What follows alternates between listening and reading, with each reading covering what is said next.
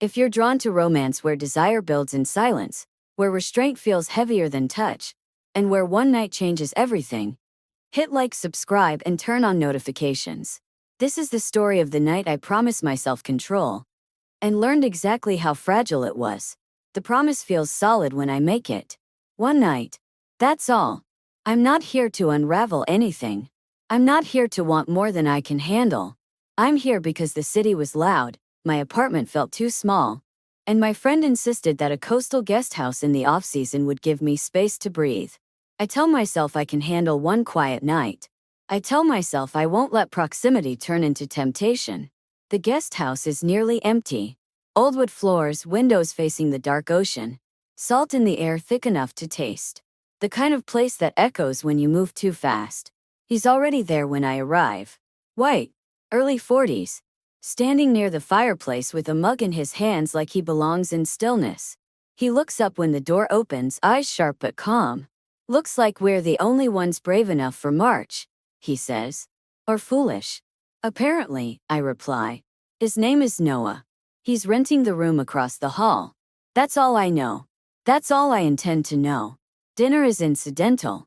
We eat in the common room because the owner closed the restaurant early. Soup from the stove. Bread torn by hand. The kind of meal that invites conversation if you let it. I don't plan to. So, he says after a while, you here to disappear or remember something? The question lands too close to truth. Neither, I say. Just passing through. He studies me, not like he's trying to see through me, but like he's deciding how much distance to give. Passing through is still movement, he says. That counts. I don't respond. The night stretches. Rain taps against the windows. The fire burns low. The world outside shrinks until the guest house feels suspended between water and sky. I become too aware of him. The way he never interrupts. The way he listens like silence matters. The way he sits angled toward me without crowding the space between us. You're very composed, I say eventually. So are you, he replies. Not really. You hold yourself like someone who knows how to stop, he says. That's not easy. The observation makes my chest tighten.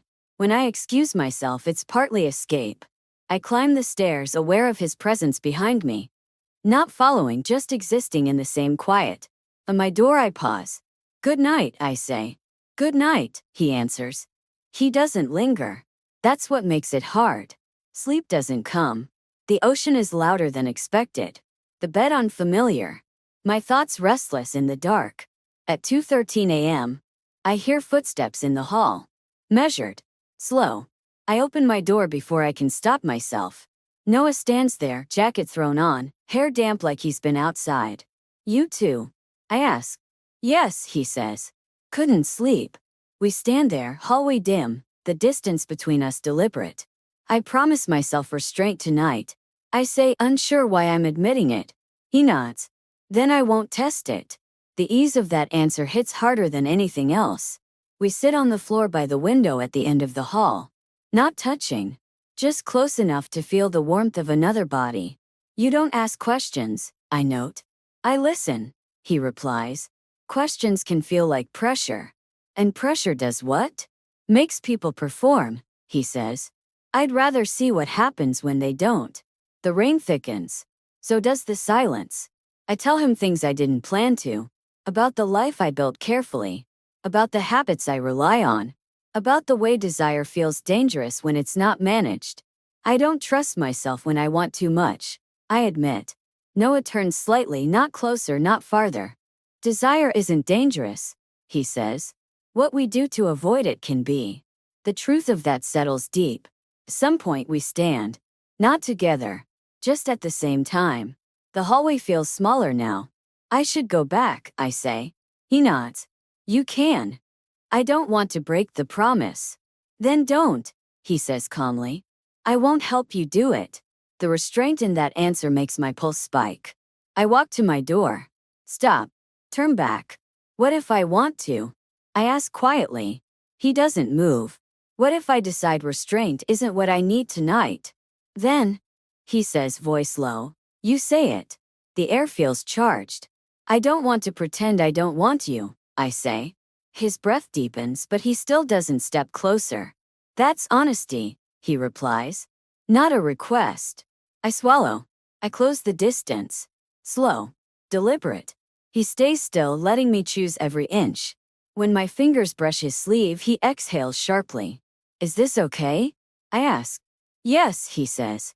But only because you asked. The permission changes everything. He touches me carefully. Not urgently. Like he understands the weight of restraint breaking. This doesn't mean the night owns you, he murmurs. It just means you chose it. I know, I whisper. That's why I'm here. The intimacy unfolds without rush, anchored in awareness and pauses in breath shared instead of words. Later, we sit by the window again. Closer now. Still not tangled. I broke my promise, I say softly. No, he replies. You revised it. I laugh quietly. That's generous. That's accurate, he says. Morning comes slowly. Gray light. Calm sea.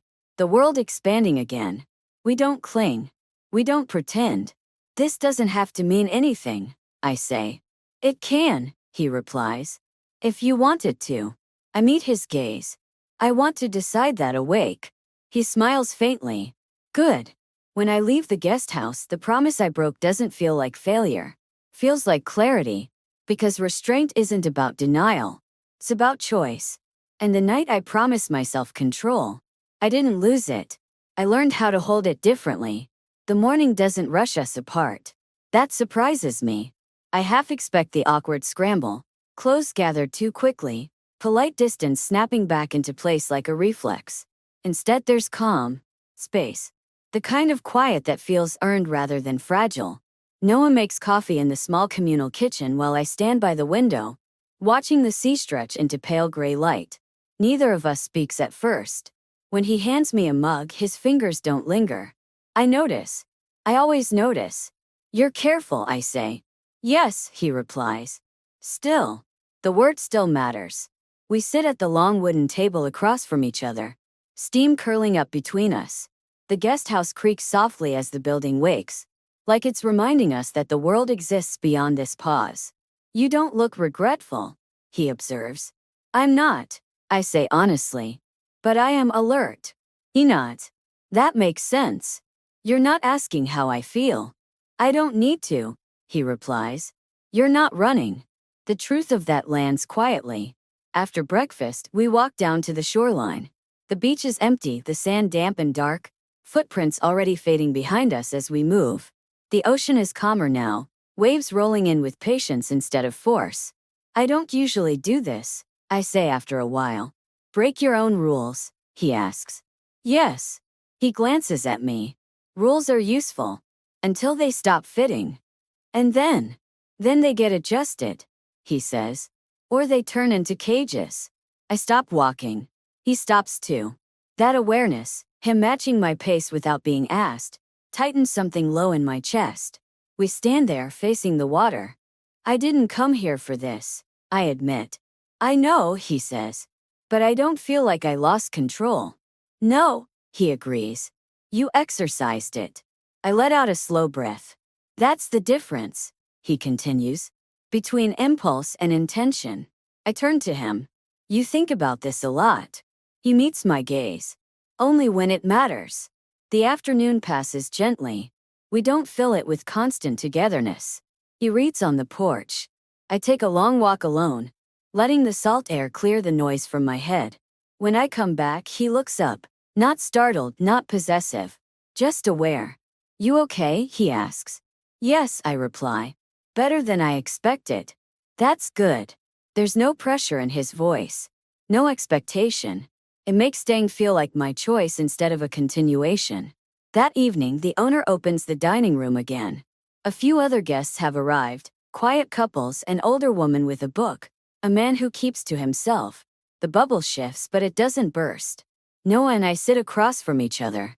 Public now. Contained. Our knees don't touch. I notice that too. You're pulling back, I say quietly. Yes, he answers. Because the context changed. And if I didn't want you to? He considers. Then I'd adjust again. The steadiness of that response makes my throat tighten. After dinner, we walk outside. The air is colder now, the sky darkening. I wrap my arms around myself. Noah pauses. May I? I nod. Only then does he drape his jacket around my shoulders, not pulling me closer, not claiming space, just offering warmth. The care in that gesture feels more intimate than anything else. You still ask, I murmur. Yes, he replies. Because I don't want to assume yesterday gives me today. I swallow hard. That night, we don't repeat what happened. That matters. We sit by the fire again, talking quietly. About travel. About work. About the strange relief of being seen without being consumed. You don't disappear when things get real, I say. I used to, he admits. Then I learned that vanishing doesn't protect anyone. And now I stay, he says. But only if I'm wanted. The distinction feels important. When we part for the night, it's unhurried. At my door, I hesitate. This doesn't have to end tomorrow, I say. No, he agrees. It also doesn't have to define everything. I look at him. You're very good at holding space. He smiles faintly. So are you. You just didn't know it yet. The final morning arrives clear and bright. The sea is blue again. Restless but inviting. Checkout happens with polite nods and quiet efficiency. At the gate, bags loaded, engines idling, I pause. So I say, what happens now? Noah doesn't step closer. Doesn't retreat either.